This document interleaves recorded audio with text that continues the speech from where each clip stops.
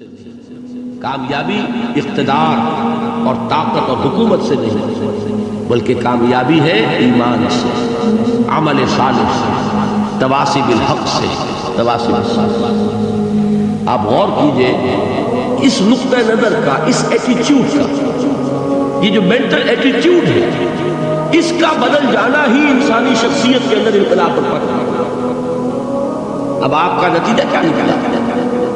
اگر تو دولت سے کامیابی ہوتی تو قارون بہت کامیاب تھا، اگر حکومت سے کامیابی ہوتی تو فرعون اور نمرود بہت کامیاب تھا۔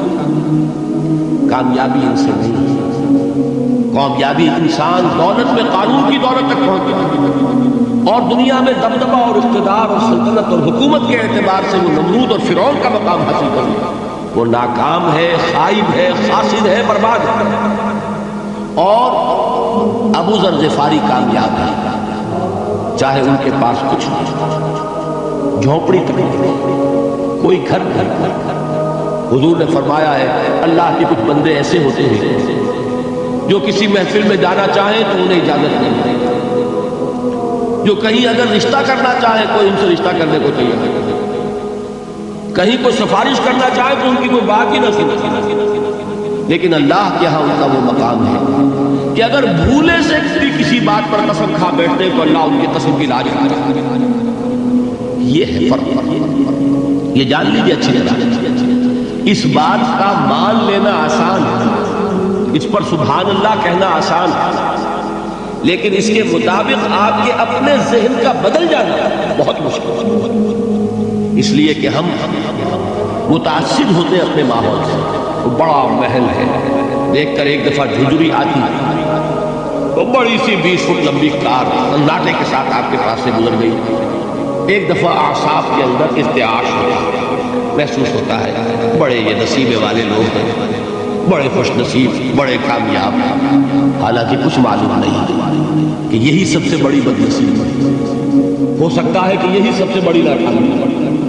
اگر ذہنوں میں یہ بات بیٹھ جائے کامیابی کس شے سے، یہی وجہ دیکھیے قرآن مجید میں بارہا آپ دیکھیں اولئک ھم المفلحون، یہ ہے لوگ کامیاب۔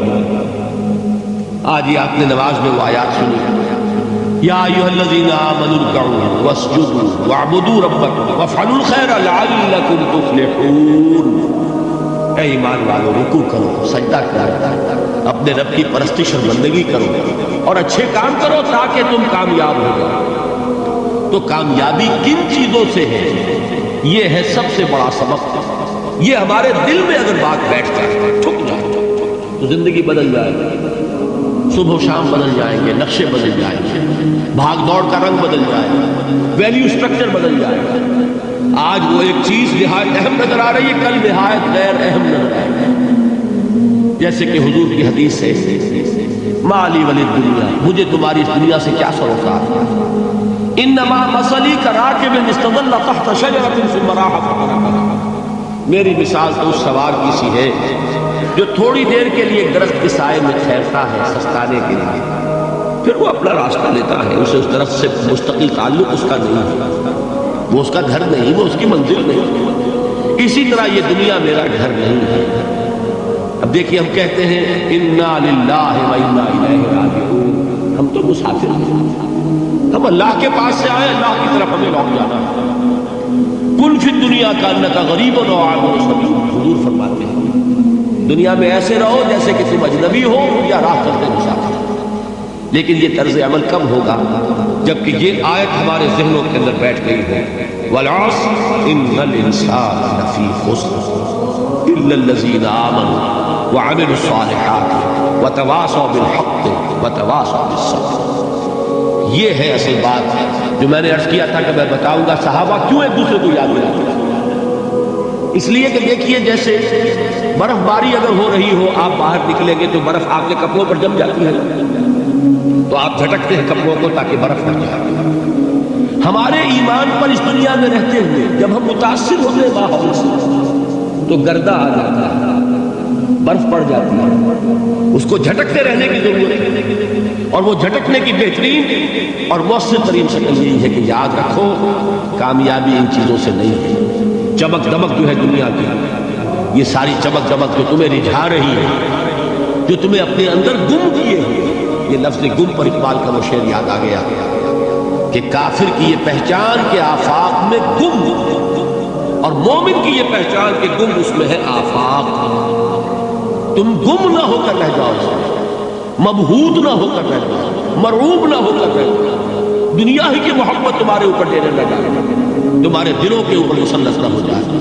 لہذا تازہ کرتے رہا کرو. والعصر ان الانسان لفی خسر الا الذین آمنوا وعملوا الصالحات وتواصوا بالحق وتواصوا بالصبر. پھر یاد کر لو، پھر تازہ کر لو اپنے اس یقین کو کہ کامیابی دولت سے نہیں، کامیابی ثروت سے نہیں، کامیابی اقتدار سے نہیں، کامیابی شہرت سے نہیں، کامیابی جائیداد سے نہیں.